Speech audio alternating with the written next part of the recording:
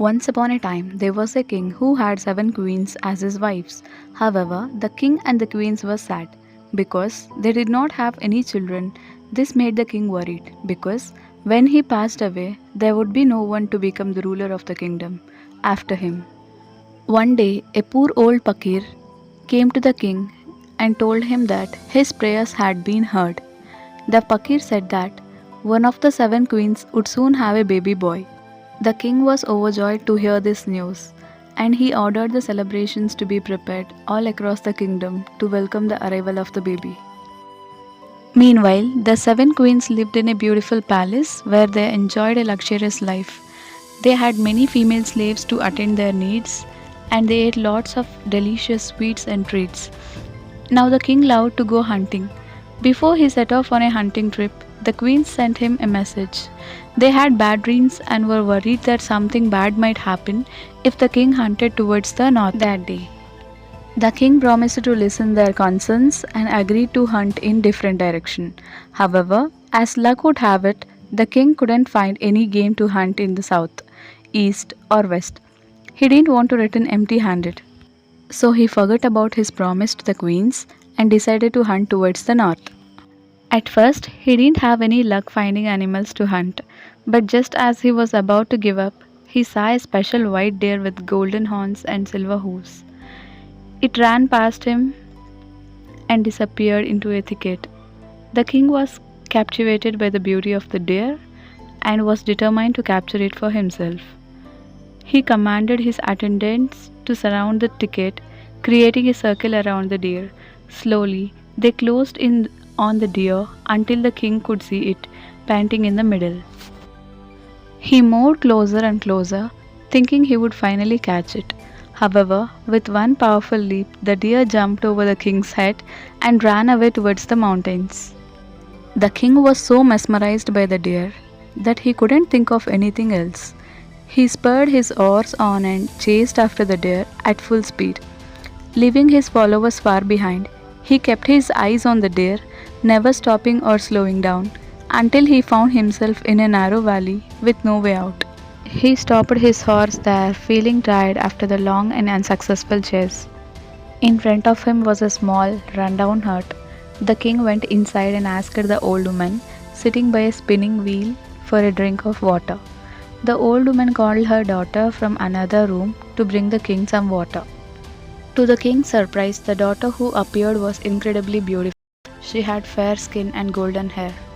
The king was amazed to see such a lovely girl living in such a poor and humble place. Once the king realized that the girl serving him water was the same white deer he had chased, he fell in love with her and begged her to come to the palace and marry him. However, she laughed and said that he already had 7 queens, which was more than enough. But the king was persistent and pleaded with her, promising to give her anything she desired. She then told him to bring her the eyes of his 7 queens as proof of his commitment. The king was so enchanted by the white deer's beauty that he immediately went back to the palace, had the eyes of his 7 queens removed, and locked them in a dark dungeon where they couldn't escape. He then returned to the hovel in the ravine with the eyes as an offering to the white deer. But instead of accepting them, she laughed cruelly and made a necklace out of the eyes, which she put around her mother's neck. She told her mother to wear it as a keepsake while she went to live in the king's palace. So the white deer went back with the bewitched king as his bride. He gave her the rich clothes and jewelry that belonged to the 7 queens, allowed her to live in their palace, and made their slaves serve her. She had everything she could possibly desire. Shortly after the 7 queens had their eyes taken out and were jailed, the youngest queen gave birth to a handsome baby boy.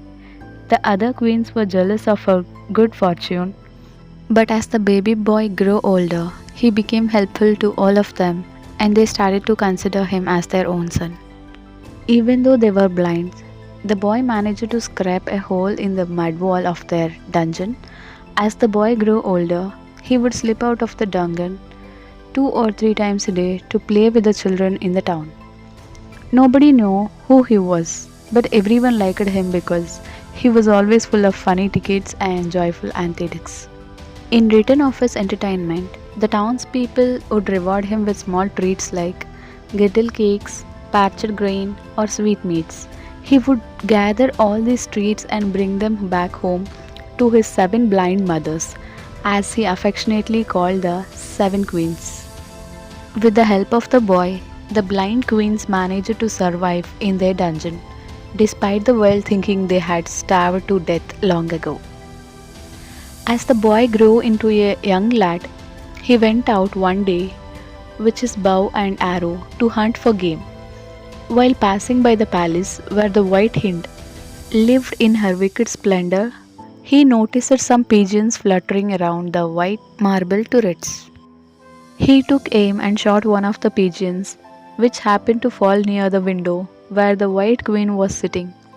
Intrigued by the commotion, she got up to see what had happened and caught a glimpse of the handsome young lad with his bow.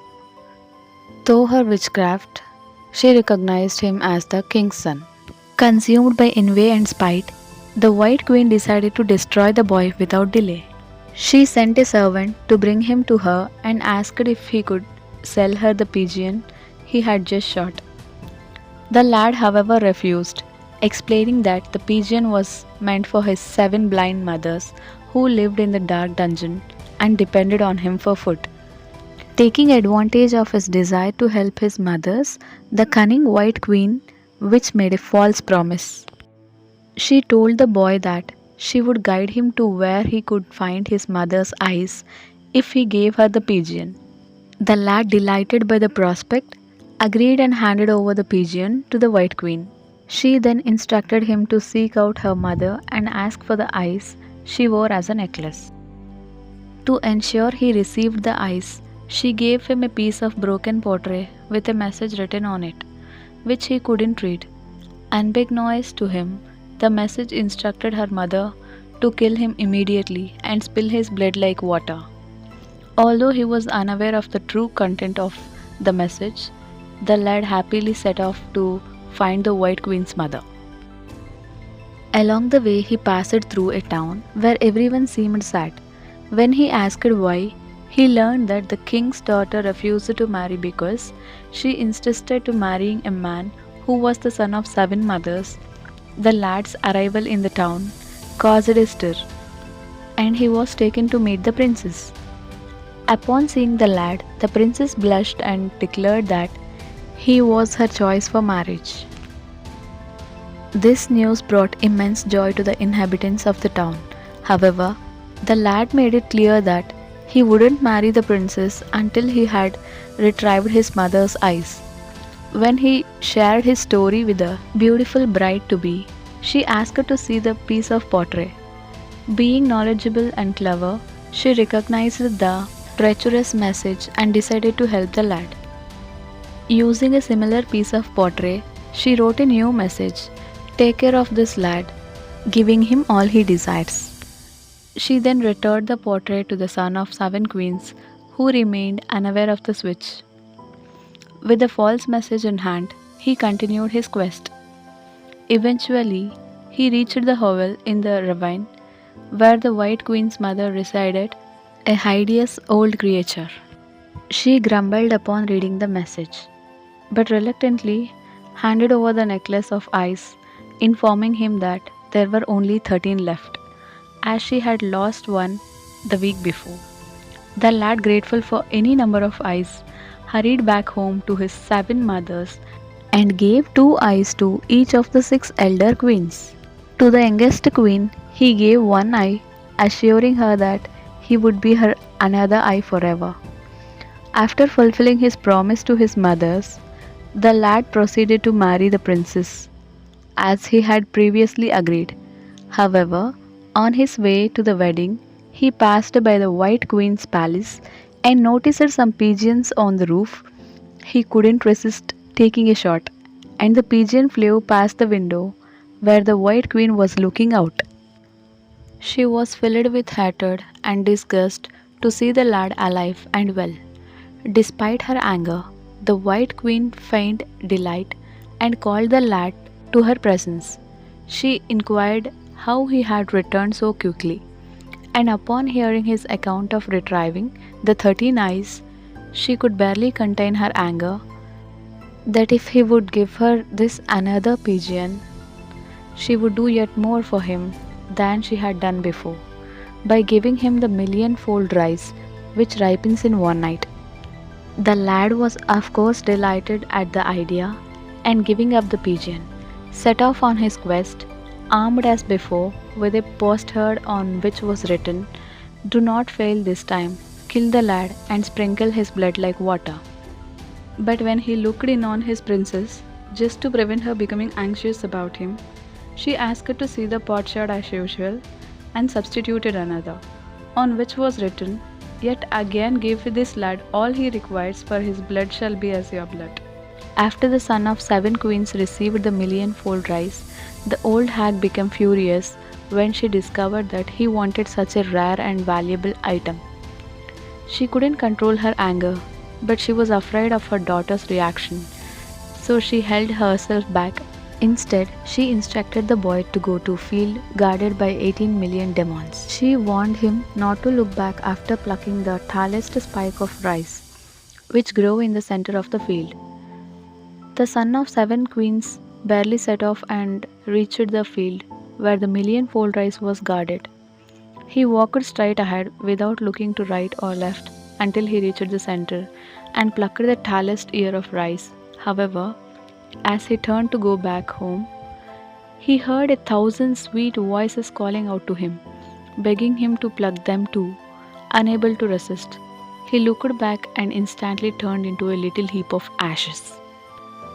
Time passed, and the old hag grew worried when the boy didn't return. Remembering the message, "His blood shall be as your blood," she went to investigate. She found the heap of ashes and realized what had happened. Using her magical abilities, she mixed a little water with the ashes, molded them into a shape of a man, and put a drop of her own blood into his mouth. With a puff of air, the son of 7 queens came back to life. "Don't disobey the orders again," grumbled the old hag, "or next time I'll leave you alone. Now go before I regret helping you." The son of 7 queens happily returned to his 7 mothers, and with the help of the millionfold rice, they became the wealthiest people in the kingdom. They celebrated his marriage to the Clare princess with greatest splendor. However, the bride, being Clare herself, insisted on revealing her husband's true identity to his father and punishing the wicked white witch. The clever princess had her husband build a palace identical to the one where the 7 queens had lived, where the white witch now resided. Once everything was prepared, they invited the king to a grand feast. The king had heard about the mysterious son of 7 queens and his incredible wealth, so he gladly accepted the invitation. But when he entered the palace, he was astonished to find that it was an exact replica of his own palace. The son of 7 queens, dressed in fine attire, led the king straight to the private hall where the 7 queens sat on a royal thrones, dressed just as the king had last seen them. The king was speechless with surprise until the princess stepped forward, threw herself at his feet, and explained the entire story. The king finally snapped out of his encagement and became furious with the wicked white witch who had bewitched him for so long. The white witch was put to death and her grave was plowed over. The 7 queens returned to their splendid place and everyone lived happily ever after.